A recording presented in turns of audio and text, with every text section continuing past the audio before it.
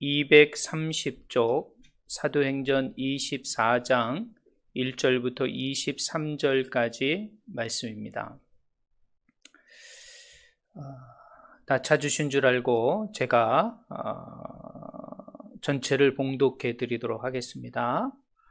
자막이 나오지만 여러분 꼭 성경을 찾으셔서 성경과 함께 하나님의 말씀 함께 봉독하도록 하겠습니다. 24장 1절 하나님의 말씀을 들으십시오.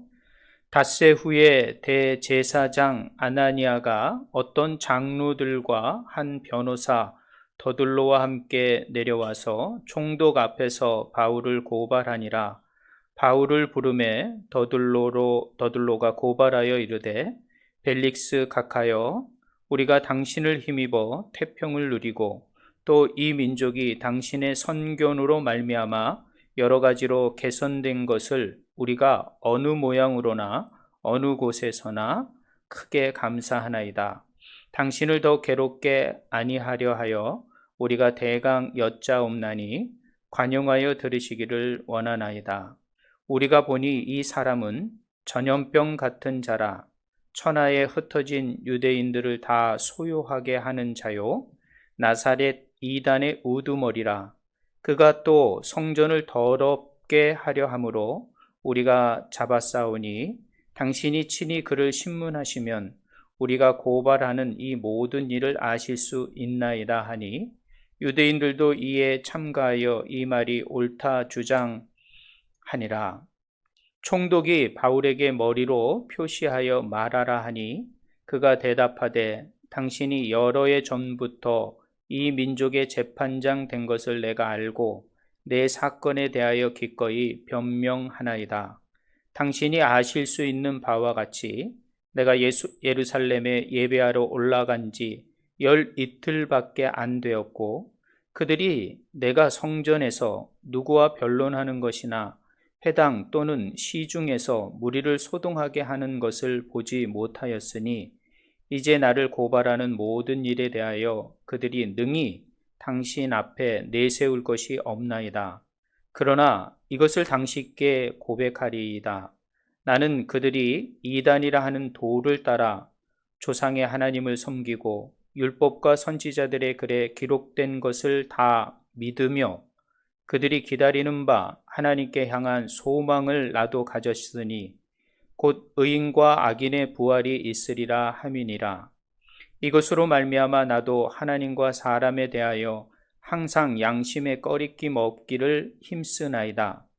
여러 해 만에 내가 내 민족을 구제할 것과 재물을 가지고 와서 드리는 중에 내가 결례를 행하였고 모임도 없고 소동도 없이 성전에 있는 것을 그들이 보았나이다.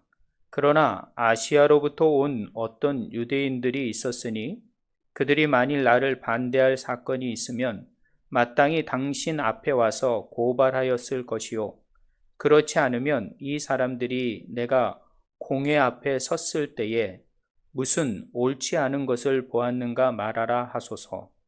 오직 내가 그들 가운데 서서 외치기를 내가 죽은 자의 부활에 대하여 오늘 너희 앞에 신문을 받는다 한 이 한 소리만 있을 따름이다 하니 벨릭스가 이 도에 관한 것을 더 자세히 아는 고로 연기하여 이르되 천부장 루시아가 내려오거든 너희 일을 처결하리라 하고 백부장에게 명하여 바울을 지키되 자유를 주고 그의 친구들이 그를 돌보아 주는 것을 금하지 말라 하니라. 아멘.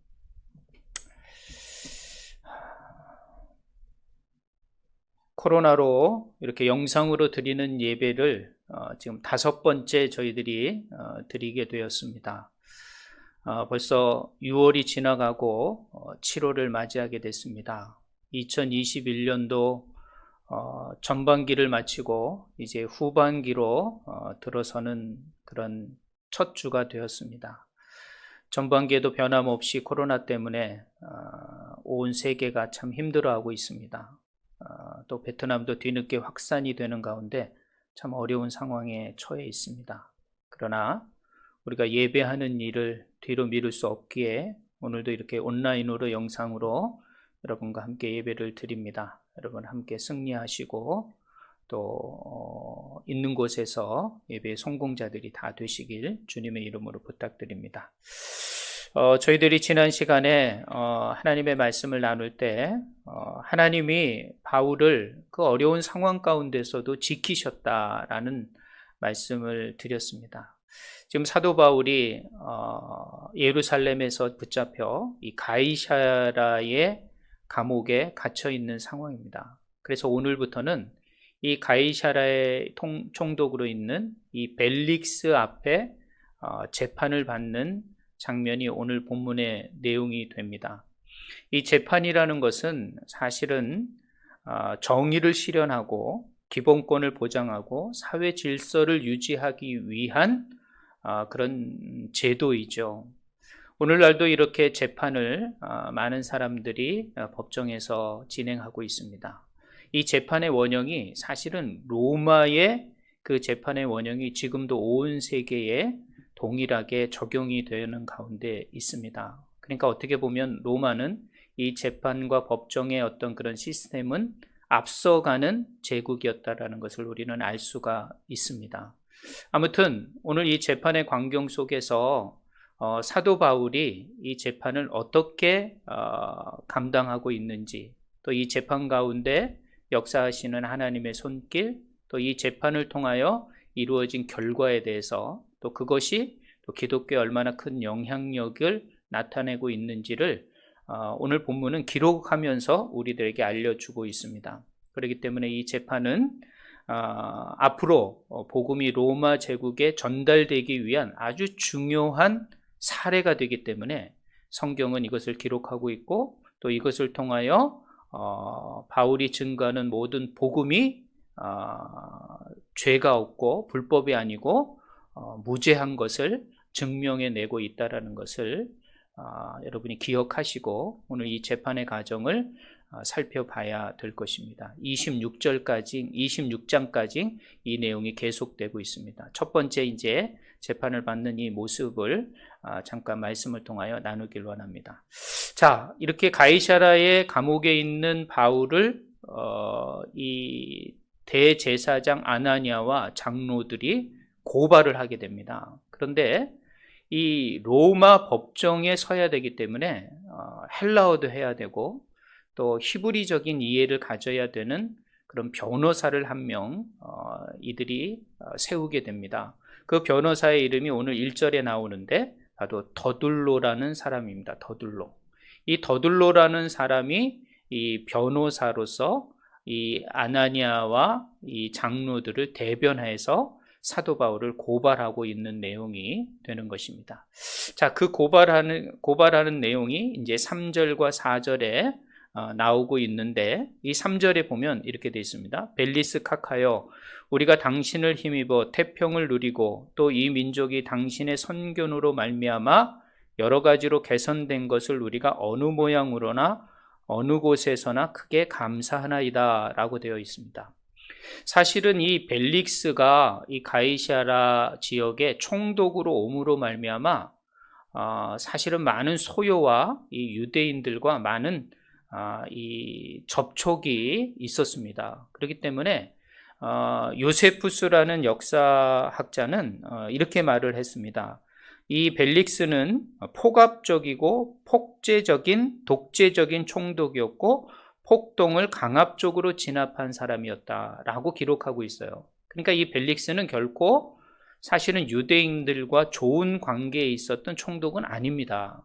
그리고 이 벨릭스는 노예 출신이었어요. 노예 출신이었음에도 불구하고 로마 시민이 되고 로마 권력을 갖게 되는 사람이 된 만큼 그의 삶은 사실은 파란만장했고, 또 그런 성공을 이루기까지 그는 참 많은 불법적인 일을 많이 했을 거예요. 그럼에도 불구하고 이 벨릭스를 향하여 이 제사장과 이 장로들을 대표한 이 더둘로가 뭐라고 말하냐면 당신을 힘입어 태평을 누리게 되었다. 자, 이 한마디는 사실은 아첨하는 거와 같은 거예요. 아첨하는 거. 이게 아첨하는 거를 볼 수가 있어요. 참 권력 앞에 이 더둘로는 자신의 어떤 이익과 자신의 목적을 이루기 위해서 바울을 궁지에 몰리기 위해서 하지 말아야 할 말까지 하게 되는 것이죠. 이것이 아첨이라는 것이죠. 여러분, 누군 힘 앞에 많은 사람들이 이렇게 더둘로와 같이 압첨하는 경우가 많이 있습니다. 요즘 현대인들의 모습이 이런 모습이죠. 이 더둘로는 사실은 똑똑한 사람이에요. 헬라어도 할 줄 알고 히브리어도 할 줄 알고 로마의 법정과 재판의 시스템도 다 이해하는 사람이었고, 또 대제사장 아나니아가 이 사람을 앞세운다는 것은 그만큼 이 사람은 잘 나가는 사람이었고 똑똑한 사람이었어요. 그런데 이 사람이 지금 권력의 아첨을 하고 있는 것이에요. 자, 아무리 똑똑해도 누구의 손에 들려 사용되느냐에 따라서 그 사람을 평가받을 수밖에 없는 거예요. 그렇기 때문에 우리는 사실 아무리 똑똑하게 산다고 할지라도 하나님 손에 붙잡혀 사는 것, 이것이 가장 중요한 우리의 삶의 모습이 돼야 된다는 것이죠. 여러분이 하나님의 손에 붙잡힘을 당할 때 우리가 좀 능력이 없더라도 하나님이 그 모든 것들을 드러내 주시고 인도해 주실 것입니다. 아무리 똑똑하더라도 이런 권력에 아첨하는 이런 손에 붙들려 살아가게 된다면 이 사람은 역사 속에 이런 오명의 이름을 남길 수밖에 없는 사람이 될 수밖에 없는 것이죠. 그렇기 때문에 누구의 손에 붙들림 당하느냐, 이것은 참 중요한 우리의 삶의 방향이 아닐 수가 없습니다. 아무튼 이 말은 사실은 거짓인 거예요. 자신의 어떤 그런 재판을 유리하게 하기 위하여 이 벨릭스에게 아첨하는 말을 하게 되는 것이죠. 자, 권력 앞에 이렇게 아첨하는 이 더둘로의 모습을 보면서 이 사람들이 얼마나 바울을 지금 궁지에 몰고 얼마나 이 마음을 이렇게 나쁘게 먹고 있는지를 우리가 알 수가 있습니다. 또 하나 저는 생각할 수 있는 게 이 사람들이 불신앙적이라는 것이죠. 사실은 어떻게 보면 이 벨릭스는 유대의 종교에 대한 핍박을 가했던 사람이고 민족적으로 강압적으로 한 사람이에요. 그럼에도 불구하고 이 사람에게 감사한다, 또 이 사람이 모든 태평을 이루었다라고 말하는 것은 하나님을 믿고 있는 유대인으로서 해서는 안 될 말이거든요. 일제시대에 이런 걸 보면서 우리는 매국노적인 말을 하는 거예요. 이거는 어떻게 보면. 그렇기 때문에 이 사람들은 참 권력 앞에 참 나약한 자일 수밖에 없는 그런 모습을 우리는 보게 됩니다. 그러면서 하나님이 자신들을 보호하시고 태평하게 인도하시는 것이 아니라 이 로마 정부가, 총독 벨릭스가 그 일을 하고 있다라고 하는 것은 하나님에 대한 신본주의적인 생각이 아니라 인본주의적인 생각으로 이 고백을, 이 말을 하고 있는 것이죠. 그러니까 신앙적으로도 종교적으로도 맞지 않는 말을 하고 있는 거예요. 그러니까 어떻게 보면 자기의 신앙 종교조차도 권력 앞에서는 그냥 과감하게 그냥 없는 것처럼, 아닌 것처럼 이렇게 버릴 수 있는 그런 안타까운 모습이 오늘 이 모습일 수밖에 없다라는 것이죠. 자, 그럼 이 더둘로가 고발하는 내용이 세 가지입니다. 세 가지. 어떤 내용인지 5절과 6절을 보시면 알 수가 있습니다. 5절에 보면 이렇게 되어 있습니다. 우리가 보니 이 사람은 전염병 같은 자라 천하에 흩어진 유대인을 다 소요하게 하는 자요 나사렛 이단의 우두머리라 라고 되어 있어요. 그래서 전염병 같은 자다라고 말하고 있어요. 전염병 같은 자. 지금 바이러스 때문에, 이 코로나 때문에 온 세계가 전염되고 있지 않습니까? 자, 이 전염되는 것이 얼마나 무서운지를 우리는 알 수가 있습니다. 그만큼 이 말은 좀 험악한 말이에요. 참 나쁜 말이에요. 그러나 이 원어상 이 전염병이라는 이 말은 불량배, 그 다음에 지옥에 들어갈 사람, 포악한 자라는 의미예요. 그러니까 사도 바울을 상당히 포악하고 불량배적인 사람이다 라고 말을 하는 거예요. 왜 그러냐면 그 뒤에 보면 흩어진 유대인들을 다 소요하여 소동을 일으키는 자다 라고 말을 하는 거예요.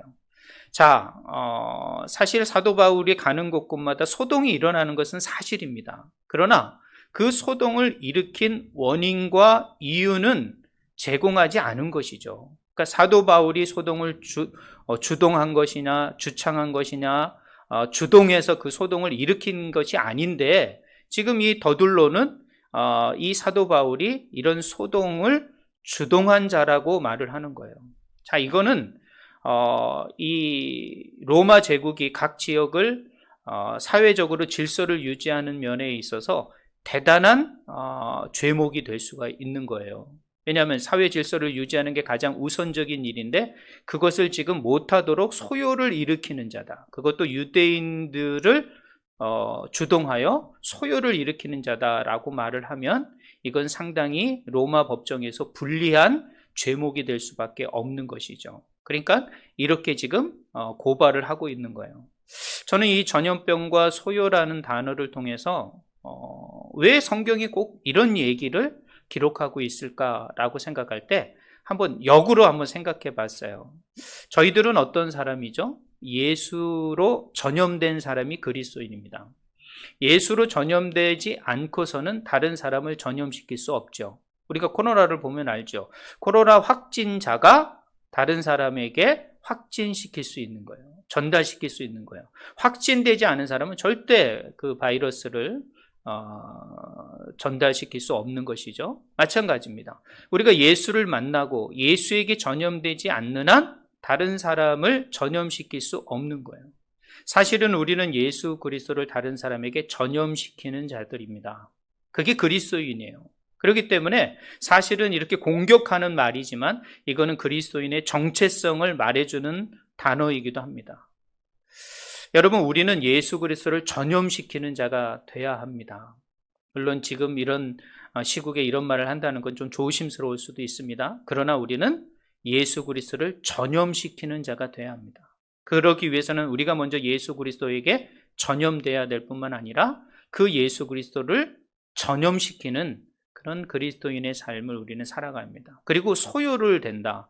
사실은 우리가 가는 곳곳마다 소요가 일어나지요. 왜냐하면 그동안 불법으로, 어두움으로, 죄로 묶여져 있는 사람들에게 빛이 들어가고 또 진실이 들어가고 진리가 들어가게 되면 소동이 일어날 수밖에 없는 거예요. 사실은 우리가 세상에서 외치게 되면 많은 세상이 소요가 일어날 수밖에 없는 거예요. 과연 그러냐? 왜 잔잔한 물에 돌을 던지느냐? 이렇게 공격을 받을 수가 있습니다. 성경도 말합니다. 천국은 침노하였다라고 말을 하고 있어요. 또 침노하는 자의 것이다 라고 말을 하는 거예요. 자, 그렇습니다.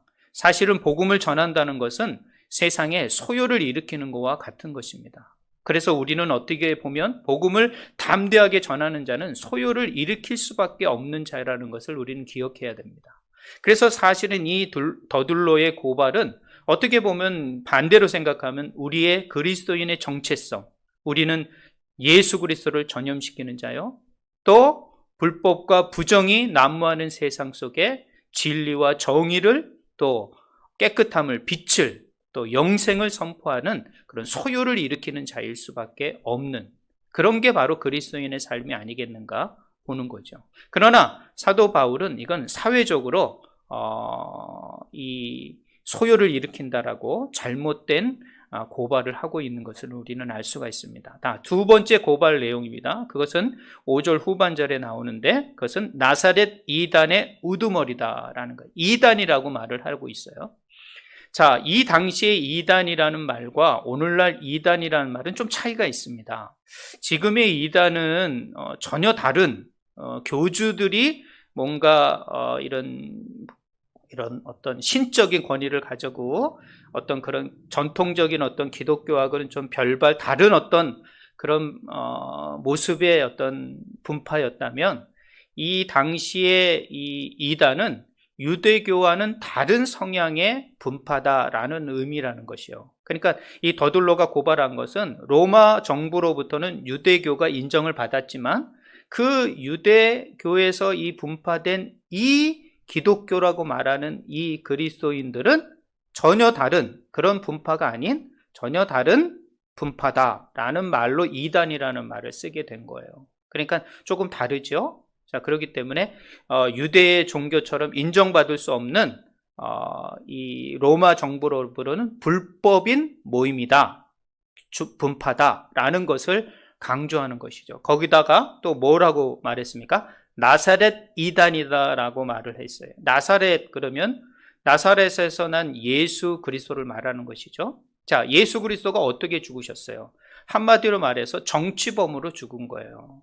그래서 유대인의 왕이라고 사칭을 하고 많은 사람들의 소요를 일으키는 그런 어떤 또 이 나라를 전복시키려는 그런 어떤 정치적인 목적으로 사실은 돌아가셨거든요. 그렇기 때문에 이 나사렛 이단이라고 말하는 것은 어떻게 보면 정치적으로 공격을 하는 거예요. 정치적으로 불법을 행한 자의 그런 교주를 두고 이렇게 이것을 증거하고 옳지 못한 것을 전하는 자가 바로 바울이다라는 것을 말하고 거기에 또 우두머리라고 말을 하는 거죠. 그러니까 앞장선자다. 이렇게 앞장선 자가 없다라고 말을 하고 있는 것이죠. 이만큼 이 더둘로는 아주 정치적으로 교묘하게 지금 사도 바울을 고발하고 있는 것을 우리는 알 수가 있습니다. 그리고 세 번째로는 뭐냐면 6절에 보면 이렇게 되어 있습니다. 그가 또 성전을 더럽게 하려 함으로 우리가 잡았사오니. 그래서 성전을 더럽게 한 것. 이것은 사실은 유대 지역을 총괄하는 이 벨릭스에게 사실은 중요하지 않은 거였지만 유대인 입장에서는 아주 중요한 일이에요.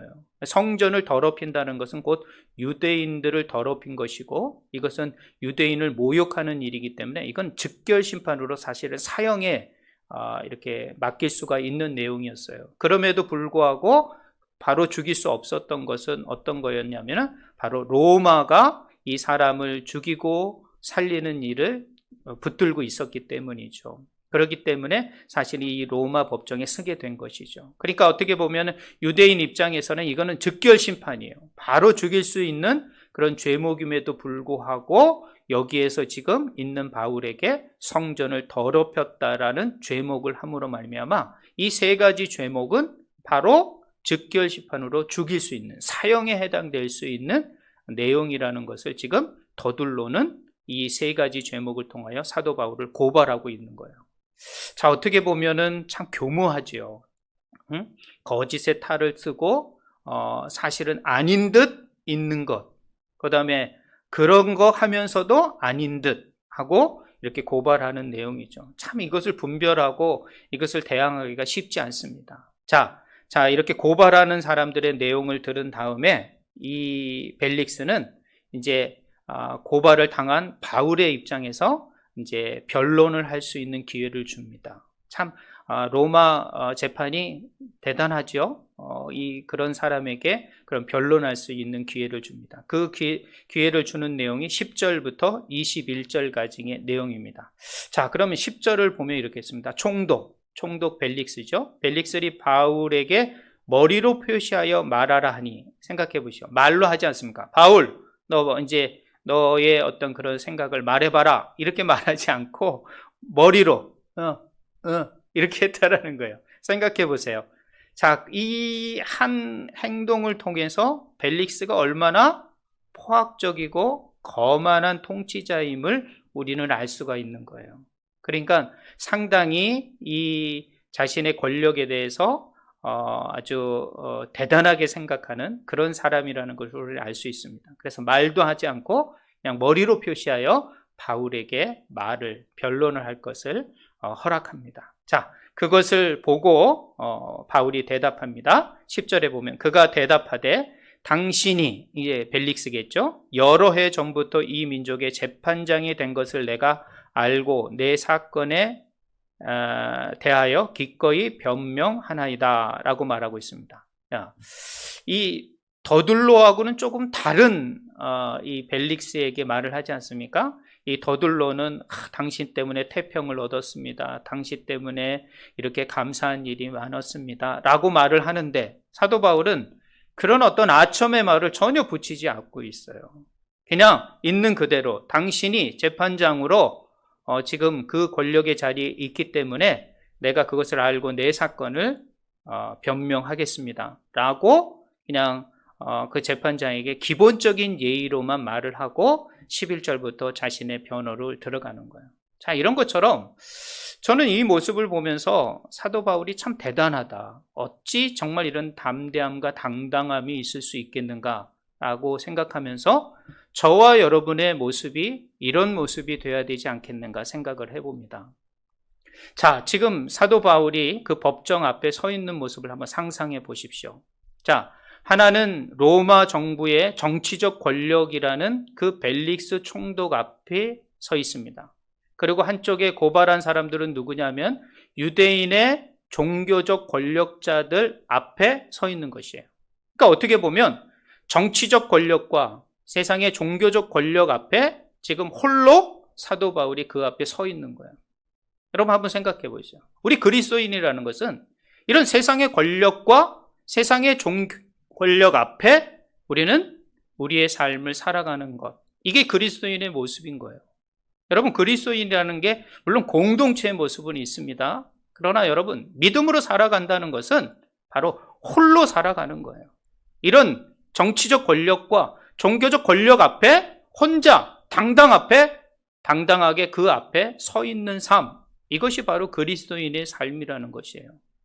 물론 초라하지요. 아무도 바울을 변호할 사람이 없습니다. 그러나 우리 뒤에는 바로 전능하신 모든 역사를 주관하시는 하나님이 계심, 우리는 기억해야 할 것입니다. 그래서 아무리 큰 세상의 권력 앞에서도 우리는 당당할 수 있는 것입니다. 하나님을 바로 알고 하나님을 믿고 하나님을 신뢰하는 사람의 모습인 거예요. 그렇기 때문에 여러분, 상황이 여러분을 힘들게 할지라도, 우리의 힘으로는 어떻게 할 수 없는 상황일지라도 여러분 그 앞에서 당당하셔야 돼요. 왜냐하면 하나님이 우리와 함께 하시기 때문이죠. 저는 오늘 이 권력들 앞에 당당한 바울의 모습을 보면서 이 시대를 살아가는 그리스도인이 세상 앞에서, 이런 큰 힘 앞에서 당당해야 하는 것이 그리스도인의 모습이라는 것을 한번 좀 생각해 보게 됩니다. 사랑하는 주 안의 성도 여러분, 당당하십시오. 자신감을 가지십시오. 하나님께서 여러분을 말할 바를, 또 나아갈 바를 하나님께서 인도해 주실 것입니다. 사도 바울처럼 이렇게 그 힘들 앞에, 그 권력 앞에 당당한 모습이 우리의 모습이 되어야 될 줄 생각됩니다. 자, 어떤 모습일까요? 이제 세 가지를 고발했을 때 이 세 가지를 조목조목 반론을 하고 변론을 합니다. 먼저 11절부터 13절의 내용인데요. 당신이 아실 수 있는 바와 같이 내가 예루살렘에 예배하러 올라간 열 이틀밖에 안 되었고 그들이 내가 성전에서 누구와 변론하는 것이나 회당 또는 시중에서 무리를 소동하는 것을 보지 못하였으니 이제 나를 고발하는 모든 일에 대하여 그들이 능히 당신 앞에 내세울 것이 없나이다. 자, 소요죄에 대해서 소요죄라는 고발에 대해서 사도 바울이 변론을 합니다. 자, 내가 10여 년 동안 이 예루살렘 유대 땅을 떠나 이제 돌아왔다. 돌아와서 예루살렘에 돌아온 지 열 이틀밖에 되지 않았다. 12일밖에 되지 않았어요. 자, 12일밖에 되지 않은 가운데 이 가이사라에 온 지는 5일밖에 되지 않아요. 여러분 24장 1절에 보면 이렇게 됐습니다. 닷새 후에 대제사장 아나니아가 그랬습니다. 닷새 후, 즉 가이사라에 온 지 닷새인 거예요. 그러니까 예루살렘에 있었던 시간은 일주일밖에 되지 않은 거예요. 여러분, 일주일, 이 12일 동안 무슨 소요를 일으키고 어떤 소요를 주동할 수 있겠냐는 거예요. 사도 바울의 논리는 그거라는 것이에요. 내가 12일밖에 안 되고 가이사랴에 온 지는 5일이고 예루살렘에 온 지는 7일밖에 있지 않는 기간 동안 내가 무슨 소요를 주동하고 만들었는지 그게 가능한 일이냐라는 것을 정확하게 통계를 통해서 이렇게 변론을 하고 있는 것이죠. 그렇습니다. 그러면서 12절에 뭐라고 말합니까? 성전에서 누구와 변론하는 것이나 회당이나 시중, 이게 시장 같은 데죠. 그런 어떤 데서 무리를 소동한 것을 보았느냐? 보지 못하였지 않느냐? 아니, 소동을 일으키면 그 사람들을 만나고 어떻게 해야 될지를 해야 되는데 그런 것이 없는데 어떻게 그럴 수 있느냐라고 말을 하는 것이죠. 가능하지 않은 일이라는 것을 말을 하는 거죠. 얼마나 이렇게 조리 있게 논리적으로 진짜 변론을 하는지 모르겠어요. 자, 이 모든 것들이 사실은 하나님께서 이 사도 바울과 함께 하셔서 말할 바를 알게 하시고 인도해 주시지 않는가 생각할 수 있는 것이죠. 자, 그런 다음에 두 번째 고발 내용이죠. 그것은 나사렛 이단의 우두머리다라는 말을 하고 있는 거예요. 그것에 대해서 14절과 16절로 변론을 하고 있는 거예요. 14절에 뭐라고 말하니까 그러나 이것을 당신께 고백하리이다. 나는 그들이 이단이라 하는 도를 따라 조상의 하나님을 섬기고 율법과 선지자들의 기록된 것을 다 믿으며 라고 되어 있어요. 자, 여기서 뭐라고 말하는가? 인정할 것은 인정하는 것이에요. 자신의 신앙과 자신의 믿음을 인정하는 것이죠.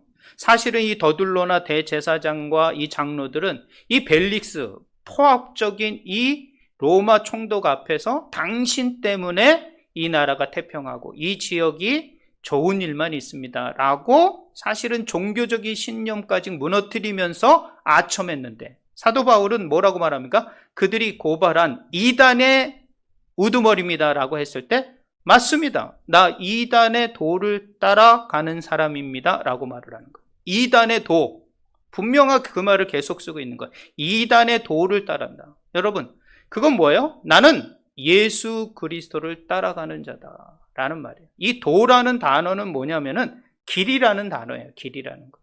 나는 예수의 길을 따라가는 자다라는 것이에요. 여러분, 그리스도인이 무엇입니까? 교회는 어떤 모습입니까? 바로 길을 가는 거예요. 즉 주님의 길을 따라가는 것, 그것이 바로 그리스도인이며 교회가 나아갈 길인 것이에요.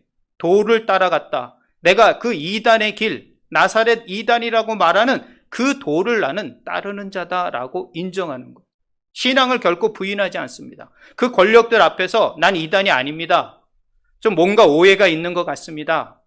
내가 그러려고 그런 게 아니라 그렇습니다라고 사실은 돌려댈 수도 있고 꼭 이 말을 쓰지 않아도 되고 변명할 거리가 있고 변호할 기회가 있어요. 그럼에도 불구하고 단호하게 사도 바울은 그 권력 앞에, 그 세상 앞에 말합니다. 나는 이단의 도를 따라가는 자다. 결코 부인하지 않는 거예요. 근데 우리는 사실 힘 앞에, 어떤 권력 앞에, 우리가 감당할 수 없는 힘 앞에 우리는 우리의 신앙조차도, 우리의 믿음조차도 부인하고 그냥 구렁이 담 넘어가듯이 넘어가는 모습을 우리는 발견하곤 합니다.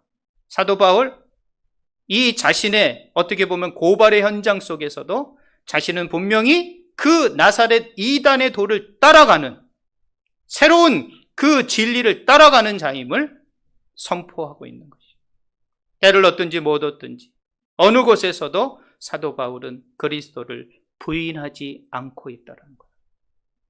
자, 그러면서 말을 합니다. 여기서 멈추지 않고 자신이 무엇을 믿고 있는지, 이 이단이 무엇을 믿고 있는지를 사실은 복음을 증거하는 거예요. 그 복음의 내용이 뭐예요?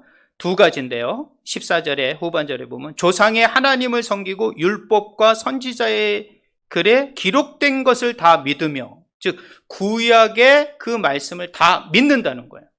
자, 그것을 무시한 새로운 이단이 아니라 그것을 다 수용하고 그것을 다 믿고 있는 믿음이다라고 말하는 거예요. 그리고 15절에 뭐라 합니까? 그들이 기다리는 바 하나님께 향한 소망을 나도 가졌으니.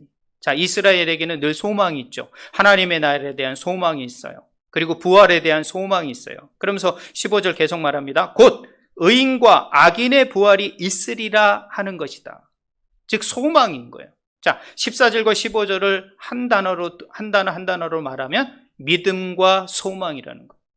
나에게는 이 이단의 도를 따라가는 것, 그 진리를 따라가는 것, 그 길을 따라가는 건 바로 믿음과 하나님의 약속에 대한 믿음과 또 하나님의 나라에 대한 소망, 이 부활의 소망을 가지고 나는 살아왔다라고 말을 하는 것이에요. 여러분, 마지막 날에는 악인과 의인이 부활합니다. 의인만 부활하는 게 아니에요. 악인도 부활합니다. 왜 부활을 시키죠? 바로 하나님의 백보자 심판 앞에 모든 인생이 다 서게 되는 것이에요. 자, 승으로 말미암아 하나님이 재판장이 되어 그 모든 사람들을 재판하게 되는 거예요.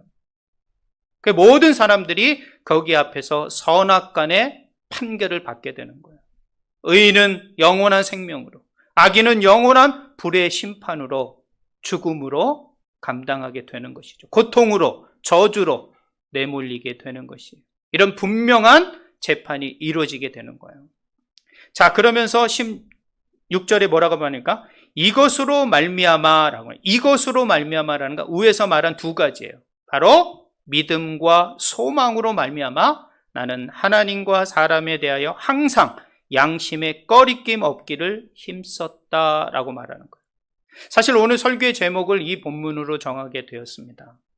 사랑하는 주 안의 성도 여러분, 과연 여러분은 믿음과 소망을 가지고 하나님 앞에, 사람 앞에 하나님께서 허락하신 이 양심, 하나님의 생각을 우리 안에 두신 이 양심을 가지고 하나님과 사람 앞에 얼마나 꺼리낌 없이 살아가고 있습니까? 사실은 양심 없이 살아가는 사람 너무 많습니다. 우리 그리스도인 가운데서도 사실은 믿음과 소망은 뒤로 두더라도 정말 이 양심, 깨끗한 양심 따라 살아가는 것, 이것이 사실은 상식적이고 기본이에요. 요즘 대선주자들이 많이 나오죠? 대선주자들이 하는 말이 그렇습니다. 뭐 정의, 그 다음에 뭐 상식, 공정, 뭐 이런 말을 이렇게 합니다. 그 모든 것들이 뭐예요? 바로 양심이에요, 양심. 하나님과 사람 앞에서 이 양심을 따라 힘쓰는 삶을 살아가셔야 돼요. 여러분이 그것이 기본이 될 때 우린 그리스도인다운 그 모습과 그 영향력이 나타나게 되어 있는 거예요. 우리 안에 있는 믿음, 우리가 보지 못한 그 놀라운 소망, 세상에게 말할 때 힘이 있어지게 되는 거예요. 그런데 그런 양심을 따라 힘쓰는 삶을 하나님 앞에서나 사람 앞에 살지 않는다면 그 사람의 말을 누가 믿겠냐는 거예요. 누가 듣겠냐는 거예요. 어떤 힘과 어떤 영향력을 미칠 수 있겠냐는 거예요. 사랑하는 주 안의 성도 여러분, 주께서 주신 이 양심, 여러분 신앙생활이라는 것은 이 양심이 어떻게 돼요? 이 센서가 민감해지는 거예요. 조금이라도 거짓 앞에, 조금이라도 부패 앞에, 조금이라도 옳지 않은 것 앞에 우리는 그것이 옳지 않다라고, 부정한 것이라고, 바르지 않다라고 말할 수 있는 자가 돼야 되는데 우리는 점점 그 양심을 가려가고 양심의 어떤 그런 덧입힘을 잊게 돼서 양심이 발휘될 수 없는 그런 삶을 살아갈 때가 너무 많습니다.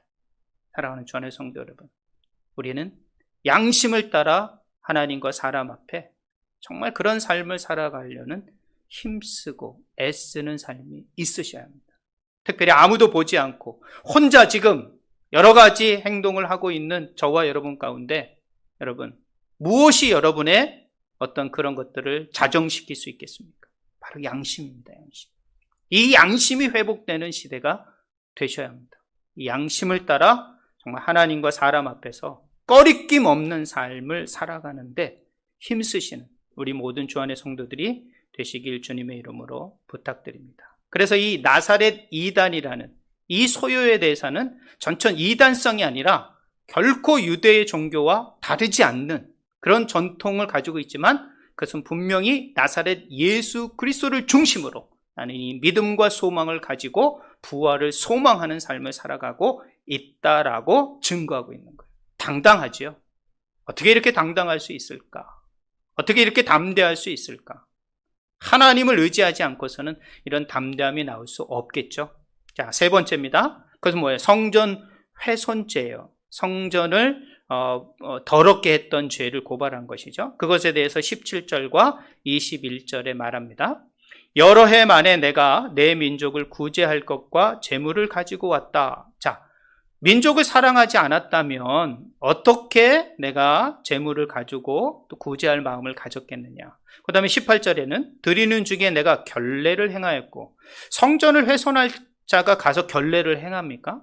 그렇지 않지요. 또 어떤 사건도 있습니까? 그 예물을 드리지 못하는 가난한 사람들에게도 재물을 살 수 있도록 도움을 줬던 게 바울이었어요.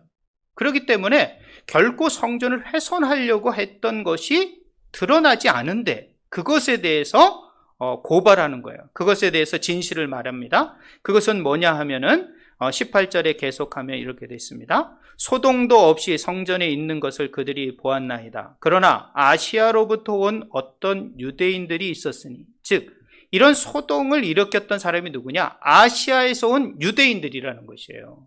거기 성전에 있었던 것이었다라면 그 성전에 있던 사람들이 고발해야지 어떻게 아시아에서 온 사람들이 나를 고발할 수 있겠느냐. 그럴 수 없는 것이다 라고 하는 거예요. 그러므로 나를 고발할 자는 아시아에서 온 유대인들이 고발해야 되는 것이다. 내가 혹시 성전을 훼손했다면, 더럽게 했다면. 그러면서 19절, 그들이 만일 나를 반대할 사건이 있으면 마땅히 당신 앞에 와서 고발하였을 것이다. 그러나 그런 것이 없기 때문에 고발하지 않은 것이다 라고 말을 하는 것이죠. 그러므로 20절, 그렇지 않으면 이 사람들이 내가 공회 앞에 섰을 때 무슨 옳지 않은 것을 보았는지 말하라. 자, 그렇다면 공회 앞에, 내가 유대인 공회 앞에 섰을 텐데 왜 그때는 아무 말이 없었느냐.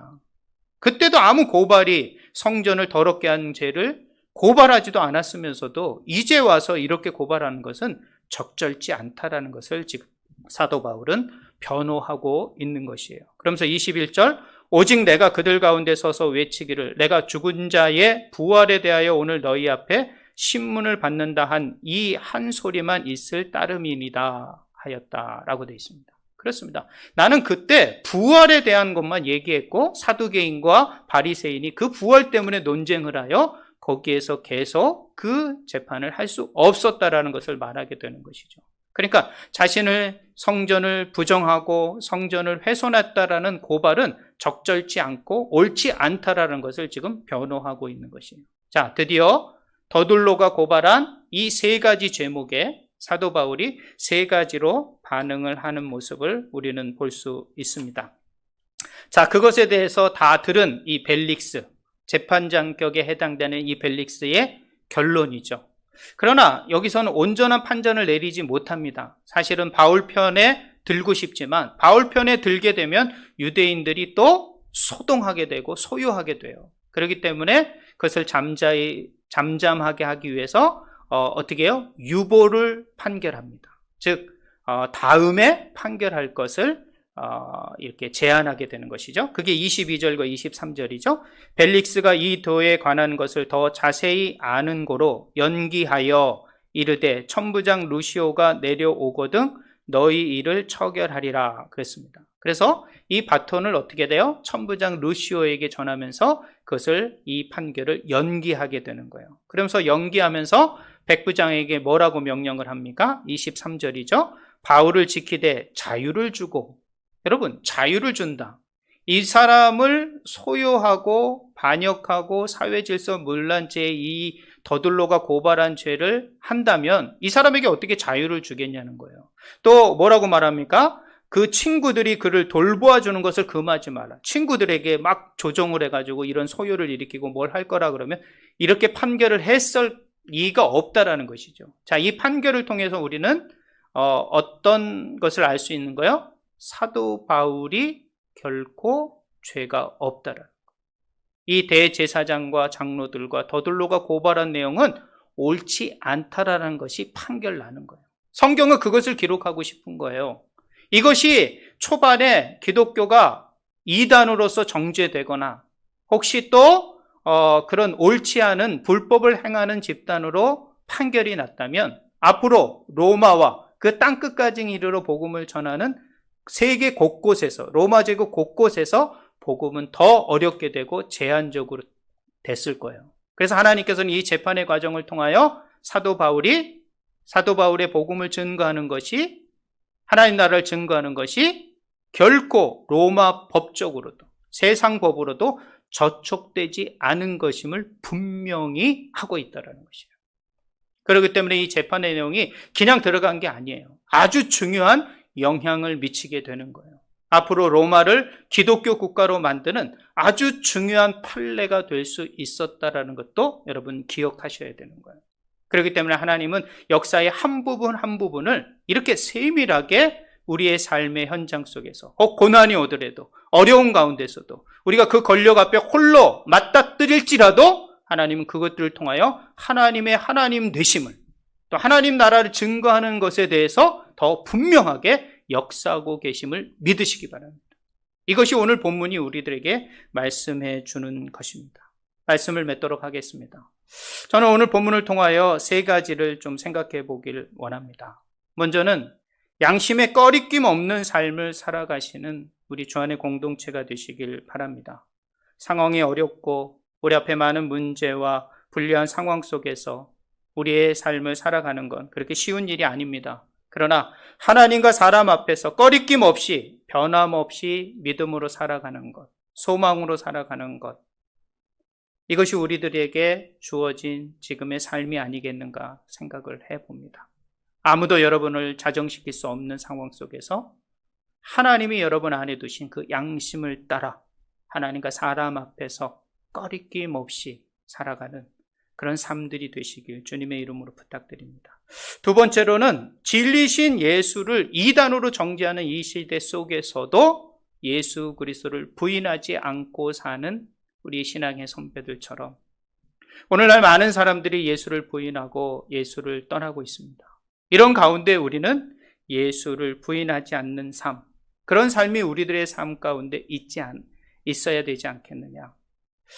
마태복음 10장 33절은 말씀하고 있습니다. 누구든지 사람 앞에서 나를 부인하면 나도 하늘에 계신 내 아버지 앞에서 그를 부인하리라 말씀하고 있습니다. 또 16장 24절은 말하고 있습니다. 누구든지 나를 따라오려거든 자기를 부인하고 자기 십자가를 지고 나를 따를 것이니라 라고 말하고 있습니다. 여러분, 어떤 상황 속에서도 예수 그리스도를 부인하는 삶을 결코 있어서는 안 될 것입니다. 그 어떤 말을 하지 않고 행동으로도 우리는 그 부인하는 행동을 해서는 안 될 것입니다. 사랑하는 주 안의 성도 여러분, 예수 그리스도는 우리를 위하여 십자가에 돌아가셨습니다. 결코 하늘에서도 우리를 부인하지 않고 계십니다. 어찌 그런데 우리가 예수 그리스도를 부인하는 삶을 살 수 있겠습니까? 오래된 얘기가 생각이 나네요. 터툴리안이라는 어떤 그런 교부가 있었는데, 그 교부, 정확하게 이름 아마 그럴 거예요. 교부가 80년 동안 예수 그리스도가 나를 부인하지 않았는데, 나를 사랑하셨는데, 내가 어찌 이런 죽음 앞에서, 이런 어떤 생명을 더 부지하고 유지하기 위해서 예수를 부인할 수 있겠느냐? 그럴 수 없다라고 하면서 사형을 당하게 된 교부의 고백처럼 이 시대야말로 예수를 더욱 붙들고 더욱 증거하고 더욱 고백해야 할 시대가 아니겠는가 생각을 해봅니다. 세 번째로는 최후의 법정 앞에 우리는 서게 될 것입니다. 하나님이 재판장이 되신 그 재판장에 우리는 서게 될 것입니다. 악인이든 의인이든 그 모든 인생이 그 앞에 서게 될 것입니다. 결코 그 앞에서 거짓이 아닌 진실과 믿음과 거짓 없는 양심으로 고백하는 우리의 신앙이 판단받길 소망합니다. 그래서 우리는 이 땅에서 판단을 받으려고 노력하지 마시고 하나님 앞에서 판단받으려는 그런 삶을 살아가는 우리 주안교회 성도들, 일주일간의 삶, 또 다시 만날 때까지, 대면의 예배를 드릴 때까지 그런 삶을 살아가시는 우리 모든 주안의 성도들이 되시길 주님의 이름으로 부탁드립니다. 기도하겠습니다. 할렐루야. 하나님 감사합니다. 오늘도 바울의 이 재판의 장면